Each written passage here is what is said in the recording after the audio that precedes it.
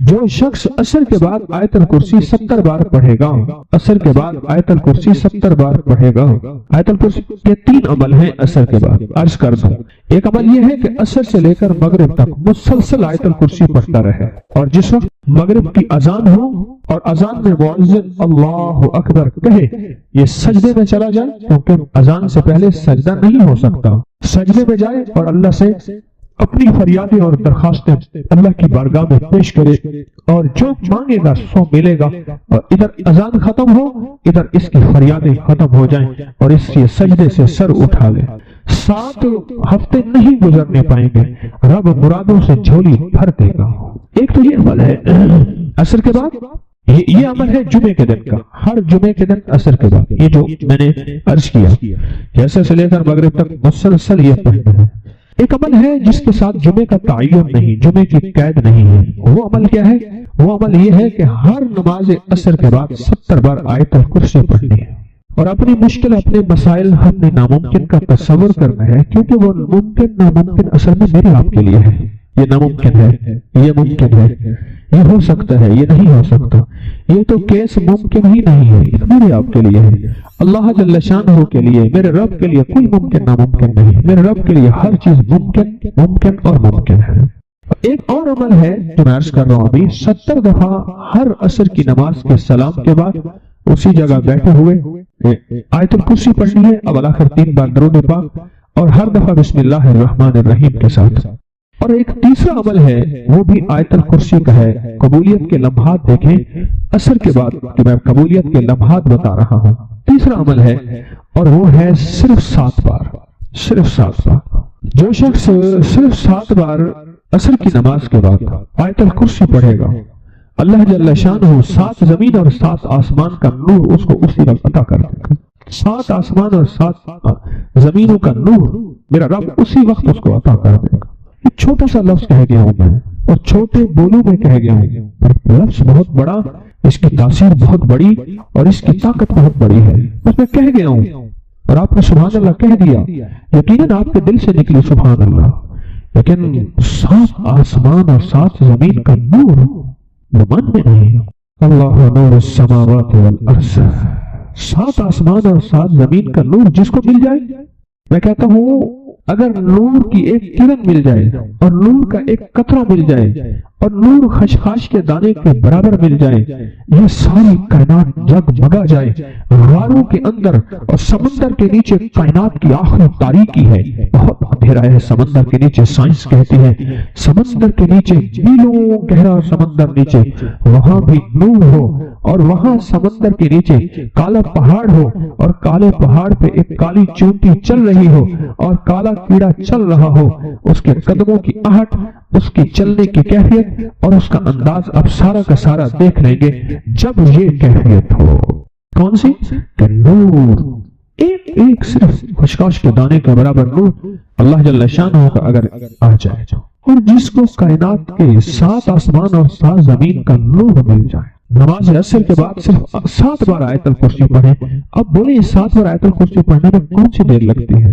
ایک وظیفہ ہے جمعے کے دن عصر سے مغرب تک آیت الکرسی پڑھتے رہیں، گڑ گڑا کے، بھکاری بن کے، محتاج بن کے، اپنے مقصد کا تصور کر کے، اور جس وقت مؤذن اللہ اکبر کہے سجدے میں اللہ سے فریاد۔ جو صبح اور شام یہ 3 صورتیں پڑھ لے، فرمایا یہ تمہیں ہر چیز سے کافی ہوگی۔ حضرت عائشہ صدیقہ رضی اللہ تعالی عنہ سے روایت ہے کہ آپ نے فرمایا جب بستر پر سونے کے لیے تشریف لاؤ، اپنی دونوں ہتھیلیوں کو اکٹھا فرماتے۔ آپ جب بستر پہ سونے کے لیے تشریف لاتے، اپنی دونوں ہتھیلیوں کو اکٹھا کرتے۔ اب آپ دیکھیں یہ عمل ہے۔ ایک بندہ کہتا ہے کہ ہتھیلیوں کو اکٹھا کرنے کی کیا ضرورت ہے، ایسے ہی پڑھ لے۔ یہ ابکری والے یہ عمل کہاں سے لے آئے ہیں؟ اس کی ناواقفیت ہے، اس کے علم کی کمی ہے۔ جو عمل میرے کملی والے نے فرمایا اب مجھے کسی دلیل کی ضرورت نہیں ہے، یا ہے کسی حوالے کی، کسی ثبوت کی نہیں ہے۔ جو میرے حضور نے فرمایا بس حق ہے، حق ہے، اور حق ہے۔ تو فرمایا کہ آپ اپنے دونوں ہتھیلیوں کو غور سے توجہ کریں، اکٹھا فرماتے ہیں جیسے ہم دعا کے لیے جمع کرتے ہیں ہتھیلیوں، دعا مانگتے ہیں نا، ایسے میرے حضور اپنی دونوں ہتھیلیوں کو اکٹھا فرماتے، پھر 3 سورتیں پڑھتے، قل هو اللہ احد، سورۃ فلق، قل اعوذ برب الفلق اور قل اعوذ برب الناس، پھر پڑھ کر ان دونوں ہاتھوں پر دم کرتے اور پھر پر اپنے سر، نمبر 1، دوسرا چہرہ، نمبر 2، اور اپنے جسم کے اگلے حصے پر جہاں تک ہاتھ پہنچے اس طرح 3 دفعہ کرتے تھے۔ آج میں اس کا راز بتاتا ہوں، لیکن پہلے عمل کو غور سے سن لیں۔ آپ دعا کے لیے ہاتھ جیسے کرتے ہیں سوتے ہوئے ویسے کریں گے، کر کے ایک بار قل هو اللہ پوری سورت، ایک بار سورۃ فلق پوری سورت، اور ایک بار سورۃ الناس پوری سورت، ٹھیک ہے؟ پڑھ لی، ہتھیلیوں پہ دم کیا، دم کرنے کا بعد پہلے سر پر اوپر سے شروع کرتے حضور، سر، چہرہ، چہرے کے بعد اپنے جسم کے اگلے حصے پہ جہاں تک ہاتھ پہنچتا، پھر پچھلے حصے پہ آپ پھیرتے، اگلے حصے پہ پھیرتے، پھر دوسری دفعہ ایسے کرتے، ہاتھ پھیلاتے، دونوں ہتھیلیاں، پھر یہ 3 سورتیں پڑھتے، پھر ایسے کرتے، پھر تیسری بار، تیسری دفعہ بھی ایسے کرتے تھے۔ اس کے فائدے کیا ہیں؟ میں فائدے بتاتا ہوں۔ ابن عباس سے روایت ہے کہ جو شخص سوتے وقت قل هو اللہ اور معوذتین فلق اور ناس 3 بار پڑھ لے، اگر اسے اس رات موت بھی آ گئی تو شہادت کی موت مرے گا، اگر زندہ رہا تو گناہوں سے پاک کر دیا جائے گا۔ سوتے وقت یہ عمل 3 دفعہ کر لے۔ اور عبداللہ بن خبیب سے روایت ہے، فرمایا جو صبح و شام 3 بار قل هو اللہ اور معوذتین پڑھ لے، مثلا 3 دفعہ قل هو اللہ، 3 دفعہ فلق اور 3 دفعہ ناس، یہ صورتیں، فرمایا جو صبح شام پڑھ لے، صبح شام۔ یہ اور روایت ہے، پہلا عمل ہتھیلیوں کو سیدھا کر کے 3 دفعہ کرنا، پہلا عمل وہ ہے۔ دوسرا عمل یہ ہے کہ جو صبح اور شام یہ 3 سورتیں پڑھ لے۔ اب اس کے کمالات سنیں، فرمایا یہ تمہیں ہر چیز سے کافی ہوگی، بس اب تمہارے لیے اللہ کافی ہو گئے، اب تمہیں کسی چیز، کسی پریشانی، کسی دکھ، کسی تکلیف، کسی ناکامی، کسی مصیبت کو انشاءاللہ آنکھوں سے نہیں دیکھو گے۔ یہ جو ہم دعا کے لیے ہاتھ پھیلاتے ہیں یہ دراصل کشکول ہے کہ مولا میں خالی ہوں، میں فقیر ہوں، میں منگتا ہوں، میں پیاسا ہوں، میں عاجز ہوں اور تو شہنشاہ ہے، مجھ فقیر کو عطا فرما۔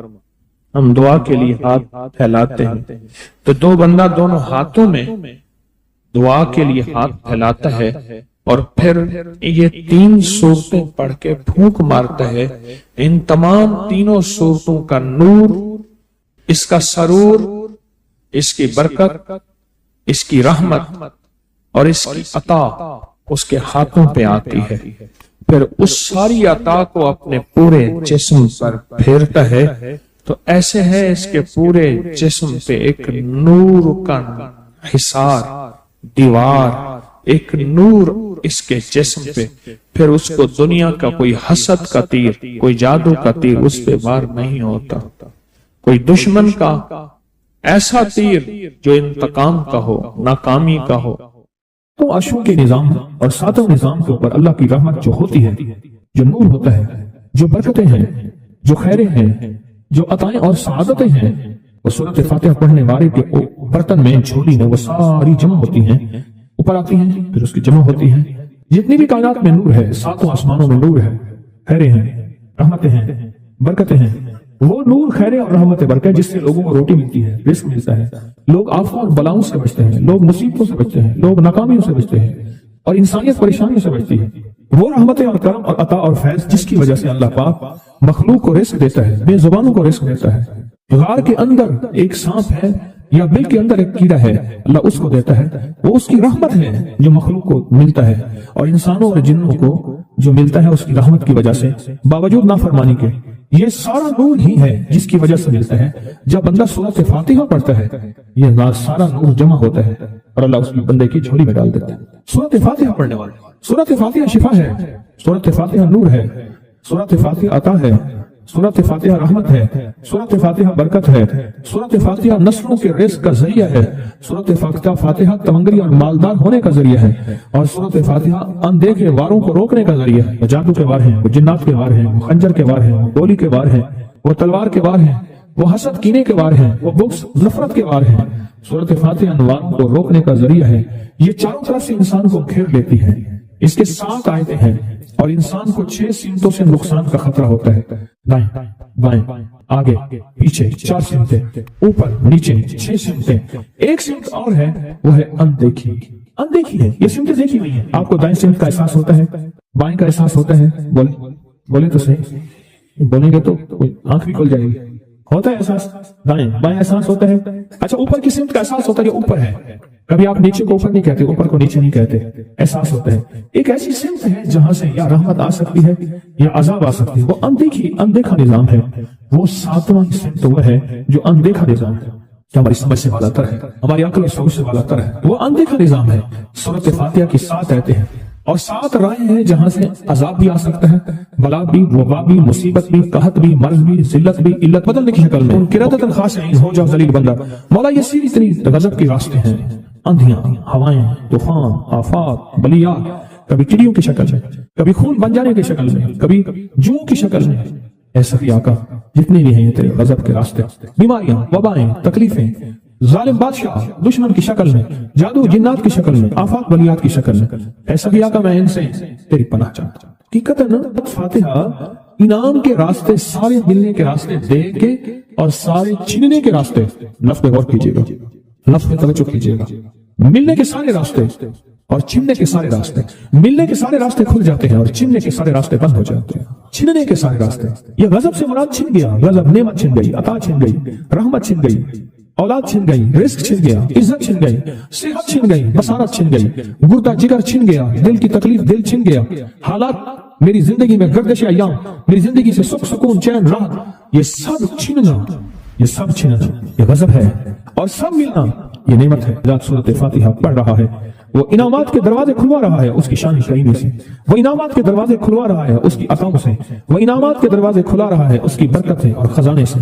وہ انعامات جس پہ ہو جائے، پھر فقیر کو غنی کر دے، اس کو بادشاہ کر دے، اس کے انعامات ہیں اور اس کی عطائیں ہیں۔ اس لیے اللہ کا نظام ہے، وہ نفل پڑھیں، وہ سنتیں پڑھیں، وہ فرض پڑھیں، وہ واجب پڑھیں، سنت غیر موقدہ پڑھیں، موقدہ پڑھیں، وہ تہجد پڑھیں، اشراق پڑھیں، چاشت پڑھیں، اوابین پڑھیں، صلاۃ الحاجت پڑھیں، صلاۃ التوبہ پڑھیں، نماز کسوف پڑھیں، نماز خسوف پڑھیں، وہ عیدین پڑھیں۔ سورۃ فاتحہ ہر رکعت کا حصہ ہے، سورۃ فاتحہ ہر رکعت کا حصہ ہے، اس میں انعامات اس نے رکھے ہوئے ہیں۔ اور سورۃ فاتحہ میں 3 چیزیں رکھی ہیں، یاد رکھیے گا۔ سب سے پہلے ہدایت رکھی ہے، الحمدللہ رب العالمین الرحمن الرحیم مالک یوم الدین ایاک نعبد اهدنا الصراط المستقیم۔ ہدایت رکھی ہے اللہ نے۔ سورۃ فاتحہ پڑھنے والا گمراہ نہیں ہوگا، میرے آقا کا فرمان ہے، غور سے سننا۔ صبح ہوگی بندہ ایمان والا ہوگا، شام ہوگی ایمان چھن جائے گا اور اس کا ایمان ختم ہو جائے گا۔ سورۃ فاتحہ میں ہدایت رکھی ہے، سورۃ فاتحہ میں نعمتیں رکھی ہیں، اور سورۃ فاتحہ میں چھیننے سے حفاظت رکھی ہے، جس کو غضب کہا ہے، چھیننے سے حفاظت۔ جو دیا ہے میں نہیں چھینوں گا اور انعامات کی مزید بارش کر دوں گا۔ بولو اور کیا مانگتا ہے؟ میری سورۃ فاتحہ پڑھ کے تو نے میری رحمت کو اتنا متوجہ کر لیا، میری عطاؤں کو اتنا متوجہ کر لیا، میرے فضل کو اتنا قریب کر لیا، بہت بڑا تحفہ ہے۔ آخر کیوں ہر رکعت میں اس کو شامل کیا؟ آخر کیوں ہر لفظ میں اس کو شامل کیا؟ آخر کیوں ہر نظام میں اس کو شامل کیا؟ سورۃ فاتحہ قبر والوں کے لیے بھی راحت ہے، حشر والوں کے لیے بھی راحت ہے، میزان میں بھی طاقت ہے، اعمال میں بھی قوت ہے۔ سورۃ فاتحہ